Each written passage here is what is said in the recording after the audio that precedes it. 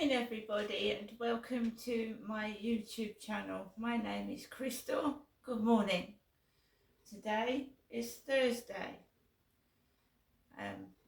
It's Thursday. The sun is shining. It's supposed to be really hot today.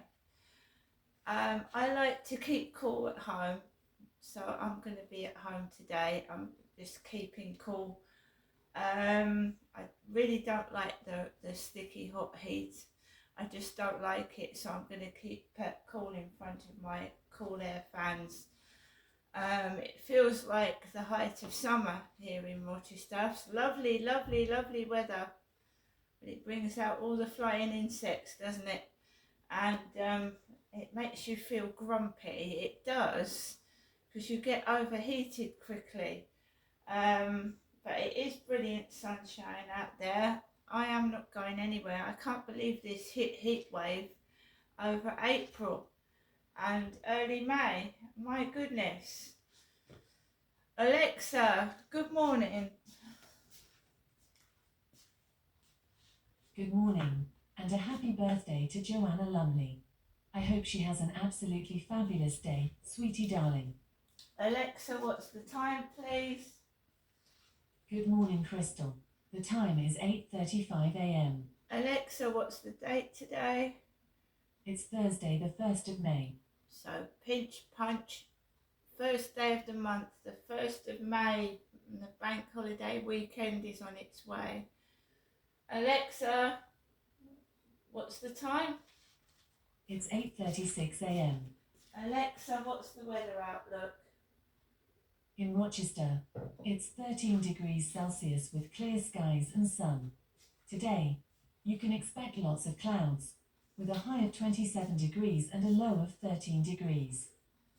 So a high of 27 degrees. Alexa, can you tell me a joke? What did the cocktail say to the swizzle stick? You stir something inside me. No. Alexa, who was born on this day? This one over here. Celebrities born on the 1st of May include Wes Anderson, Joe Hendry, Tiffany Stratton, Ajit Kumar, and Josh Andres Rivera. So once again, good morning everybody. I hope you all have a wonderful, beautiful day and keep hydrated, because this weather you can get dehydrated, which brings on headaches. I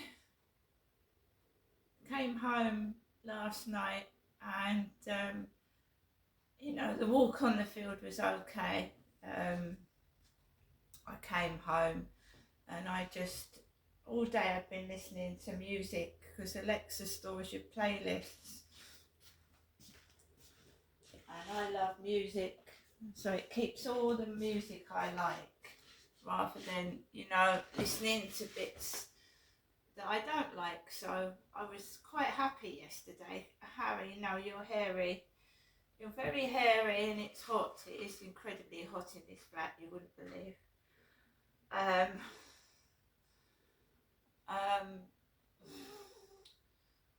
So I felt okay yesterday. I felt fine. I'd gone out in the morning. I'd actually had a walk down Rochester High Street, and I felt good.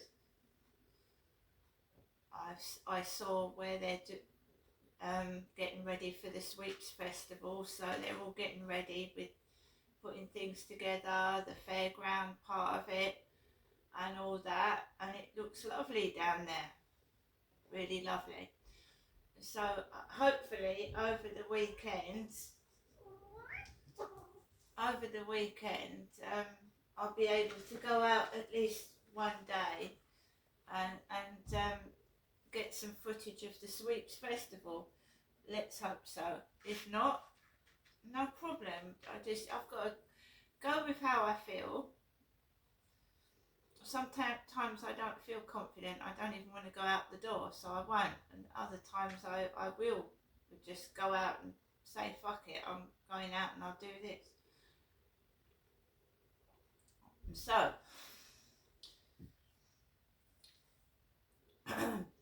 I said, we'll see what happens. I take each day as it comes. It's very, very, very hot. It's going to be the hottest day of the year here in Rochester, I think. I do think that. I woke up this morning and it was cool, but as the time's gone on, it's got quite hot. Hello, Max. You're coming over now. Hello. Who's a good boy? It's important to keep animals cool as well, because they get hot and dehydrated.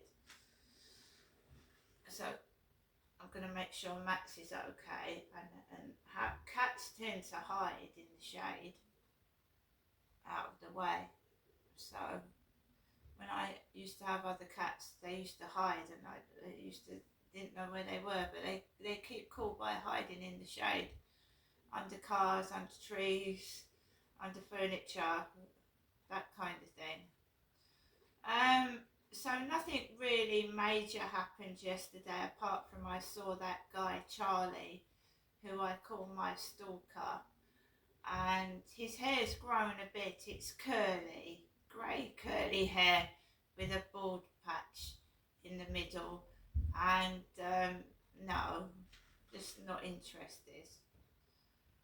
I just think everything is orchestrated, from going into live streams in the morning.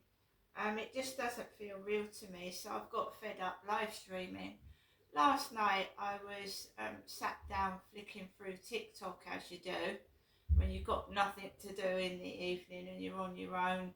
I sit down and I flick through people on TikTok, and my mum's neighbour is called Sue, and Sue's invited me to watch her live stream last night. Sue's. So do you see what I'm saying? It just all feels orchestrated to me. I get fed up of it. I go into a live stream, and I don't know if there might be a few genuine people that I can't see. They're hiding behind profiles without a real picture. And there are foreign guys, like in Dubai and, other countries that want to come into your live stream. And they come into other people's live stream. They come from right across the world, Brazil, whatever, and they come into your live stream. But I'm supposed to have 41,000 followers, and it just doesn't seem real to me, and I get fed up with it. And there's, everybody gets trolls in their live stream, fake people trying to stir you up and make you cross and get a rise out of you. I'm just sick of it.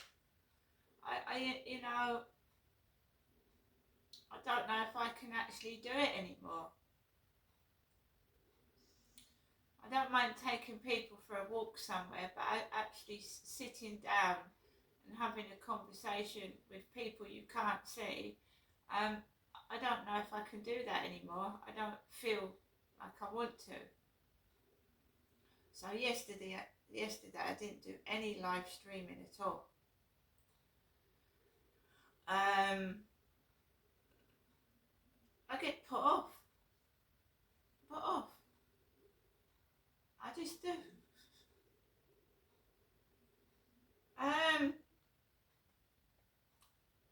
So it was fairly quiet last night. It wasn't too bad up until the time that I go to bed. So I just wait for these people to bang crash till 12 o'clock midnight, and then I go to bed.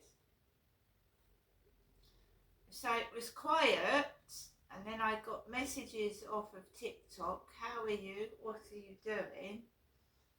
And I was just chilling out, watching TV on the Alexa, catching up with the news and whatnot. And someone said to me, "What are you doing?" So this is why I don't even speak on messages. I said, "I'm watching the telly." Next door started banging and flapping about till 12 midnight. Downstairs to the bin store, about 11:30, 12 o'clock last night. Bang! It's a self-shutting door. So when you go into the bin store and you open it, it shuts itself. Why did some people bang it almost off its hinges? I don't know. It should shut itself. It shouldn't make a terrible noise. It's a self-shutting door. And you'll be sat here, bang!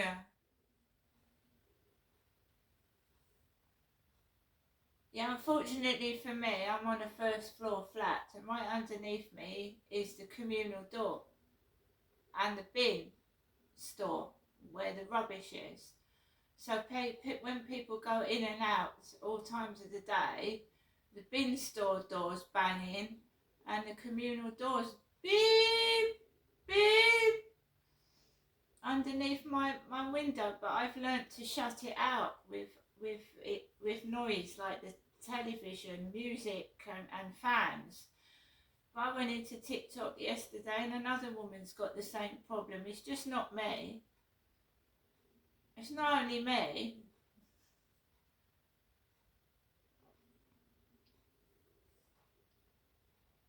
So then I start to feel a bit better and think, well, there's loads of people in my situation.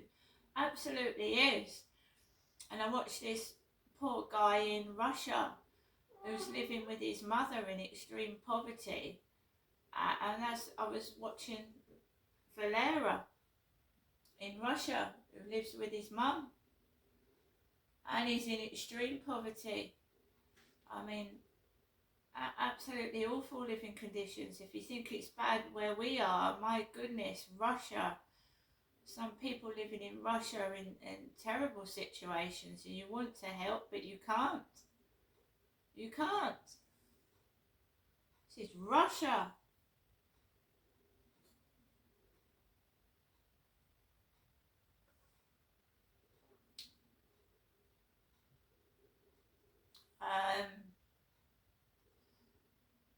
Yeah, a few months ago when I was going up to my mum, I did a few videos of me and my mother, and Valera is living with his mum.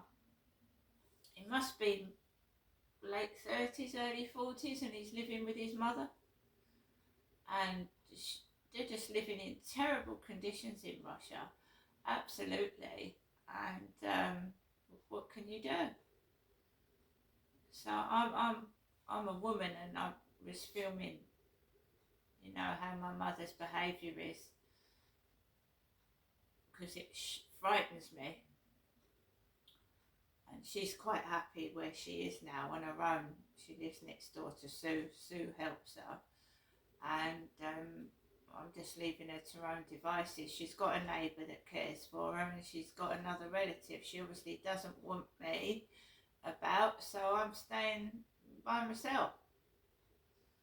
My mum used to help me out a great deal, but I never demanded anything. I never asked for anything. She has said it in a voicemail. I know you didn't ask for money and you didn't ask for things. I wanted to give them to you, and she said that. and now I'm completely on my own, which I should be as a full-grown adult, looking after myself. Still no word of those social workers. I don't know why I keep bothering. I've got a phone call mental health checkup. How they can check your mental health over the phone, I don't know, without seeing you face to face, but there you go. It was just depression. Things were getting on my nerves. Everything was going wrong at once. It was pissing me off. I didn't know what to do. And then, you know, God looks after you, and I thought, right, I'm going to do this, I'm going to do that. So I've done it. My benefits were stopped, and I've had to, you know, I'm not going to fucking lie down and take this. And so I started fighting back. And if things do come to a point where I'm left with nothing, I know what to do. I know what to do. So you know they've stopped my housing benefit, right? That was stopped on the 29th. I don't know what universal credit I'm getting. So basically, I'm going to have to wait till the universal credit letter comes through.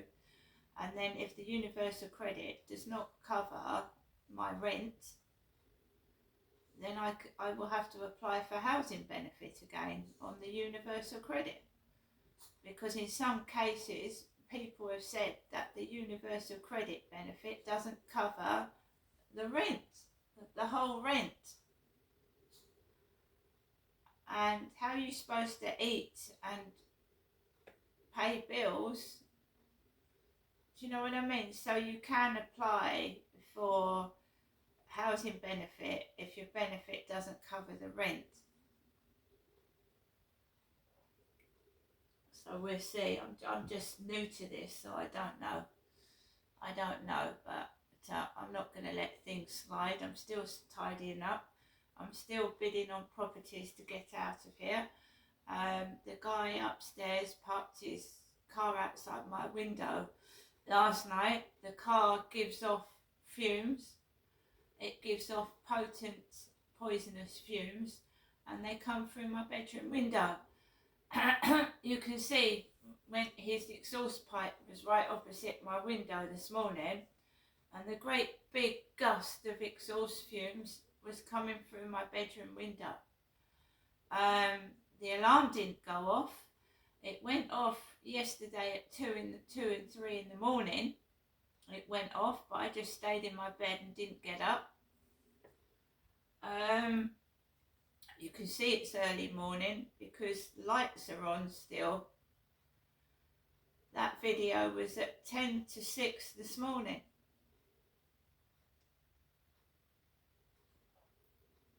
And I've got exhaust fumes coming through my window, and it's an extremely loud car. It's very noisy, the engine, because it's an old car.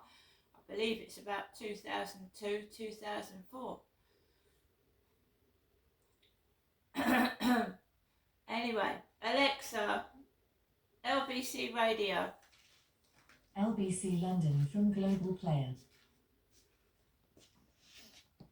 United Kingdom, and that does mean sometimes representing fairly unattractive people, you know, representing government ministers as well as people accused of crimes and so on. But I think it's really important, and if you want to live in a democracy that's built on the rule of law, you do need advice and representation. It's thanks to human rights that we can't deport Jamaican rapists and an Albanian man because his daughter likes chicken nuggets, some would say. Well, a lot of these stories are either fabricated or totally exaggerated. But as I say, this book isn't about persuading you about a particular deportation case or a particular free speech case. This book is about sharing a bit of the history and a bit of information about what human rights really are, what they are, what they're not, and what we have to lose if we throw the baby out with the bathwater. Lastly, Shami, if I asked you to look around Europe, or indeed look around the world, would you say that the average Briton is better protected than men in other countries, not as well protected,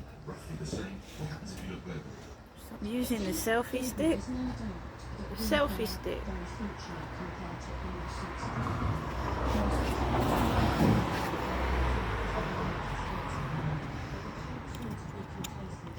That's my hanging basket.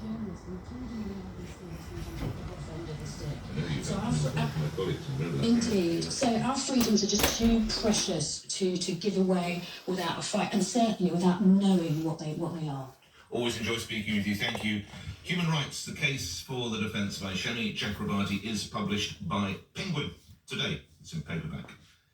Cost you $10.99. Good luck, Shami. Hope it goes well. Good to hear from you again, by the way. Do well. What have we got? 7 minutes before 9. Coming up in the next hour, by the way, we're going to be coming back to that story concerning the matter that you've heard on the LBC News Bulletin. The police officer cleared at the Old Bailey of murdering. Remember, you need to have malicious intent, by the way, for a murder charge. Murdering the gangster Chris Cabot now has a sort of internal police inquiry, courtesy of the IOPC. Back to that.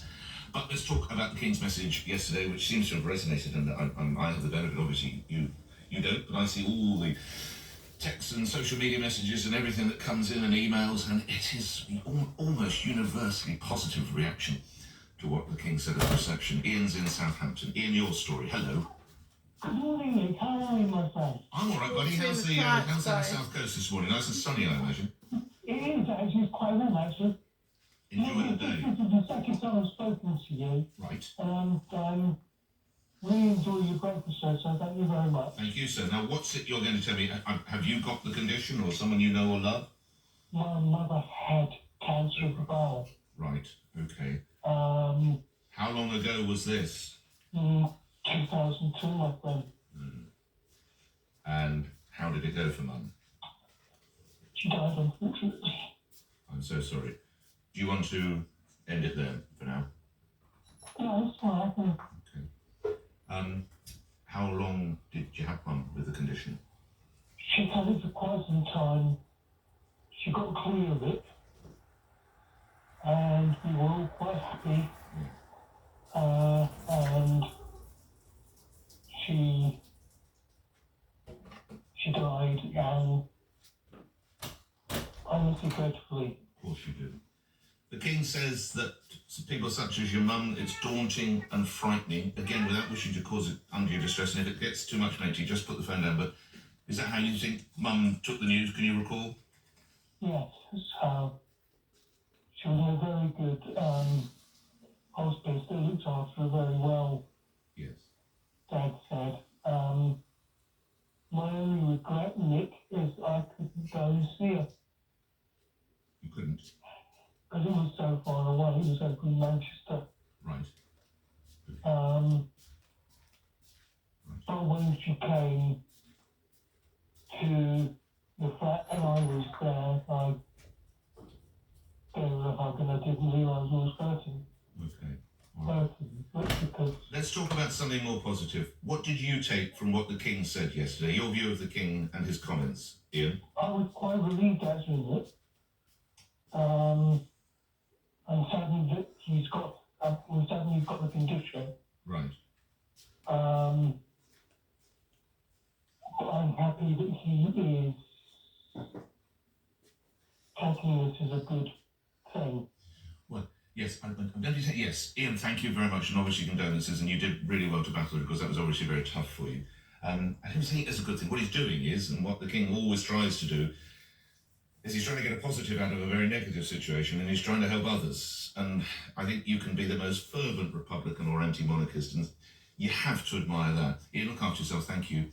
Anne's in. Now I don't know this part of Spain. Anne, you need to put your phone down. So can we tell Anne to put not the phone down, put the radio down while I read this.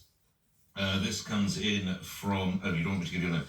Right, I won't. But you just say, our 5-year-old started treatment for a benign tumour, which although it's not cancerous, is causing horrific effects, growing out of control, so they need to stop it. While I respect what the King said, and he did have compassion, he can't understand the impact on everyday people. I've been off work for 2 months, waiting for results and decisions to be made. Look, I know, I hear what you say, madam, but cancer is a leveller, isn't it? Whether you're a king or whether you're your child, you're both going to have to try and work through. But anyway, best wishes to you. Anne in Spain, have we got you now this time? Anne, good morning. Good morning, Nick. It's first time caller. How lovely to have you on. Now, which part of Spain are you in? It's a place called Vera Player, and it's in Almeria. Okay, where's that then? Which city would I fly to come and see you? You would fly into Almeria. Oh, Almeria, okay, well that put me right. I don't know a lot about Spain. How has cancer touched your life, Anne? It was such a shock. It happened in 2022. Right. My husband was diagnosed with esophageal cancer. Oh, crikey. Right. And he had radiotherapy treatment, which was brutal because they wear this mask that is then bolted to a table, and all you've got is the nostril part to breathe from. Sounds Your like eyes are closed. Yeah, it looked torturous. And he had that for 6 weeks. Sorry, was that in the UK or in Spain? No, that was in the UK. We actually live in the UK, so we're just on holiday. Oh, I see. Right, I've got you. Sorry, I thought you lived in it. Yeah, go on. Yep. And after that treatment, in November, after having another scan, he was given all clear, which was wonderful. It was like, oh, this is amazing. Then the following July, they did continue to monitor him, and in the following July, it had metastasised to his lungs. And then he was given 6 months to live without treatment. That was in 2023. And 15 months with treatment. And we're now past the 18 months and he's having immunotherapy. And he's got such a positive attitude, Nick. And I would say to anyone that although it's terrifying, and it really is, that live each day to the full, because none of us are guaranteed tomorrow. You're absolutely right. How has it changed yours? How has it changed his attitude on life, lastly, Anne? You realise how fragile life is, and everything looks to, I can't explain it, like sharper focus. Everything seems brighter. You enjoy each moment because you don't know when that'll be the last moment. So Give him a hug from me. Enjoy your holiday, and thank you. Happy landings as and when you return. And the music means we must move on. We move on by actually coming back to the story with which we started the show, which is having been cleared of murder at the Old Bailey, the police officer involved in the shooting of the gangster now has effectively an internal inquiry or internal review. Former senior Met officer Andy Heyman told me, we are asking our officers here to protect us. And are we saying that you'll be innocent by a jury, but guilty by a discipline hearing based on the same evidence? This is madness. Plus to Scotland, where residents are furious, going in and around the nation's first drug consumption room. They branded a needle nightmare. Those stories and more follow the 9 o'clock news on LBC.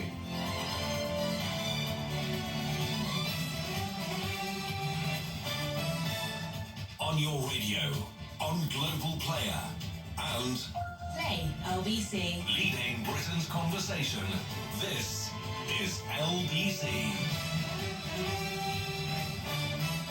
From Global's newsroom at 9 o'clock, the US says it's committed to a peace process centered on a free, sovereign and prosperous Ukraine. Washington and Kiev have signed a deal giving the Americans access to Ukraine's critical minerals and natural resources. The Foreign Secretary, David Lammy, has welcomed the agreement.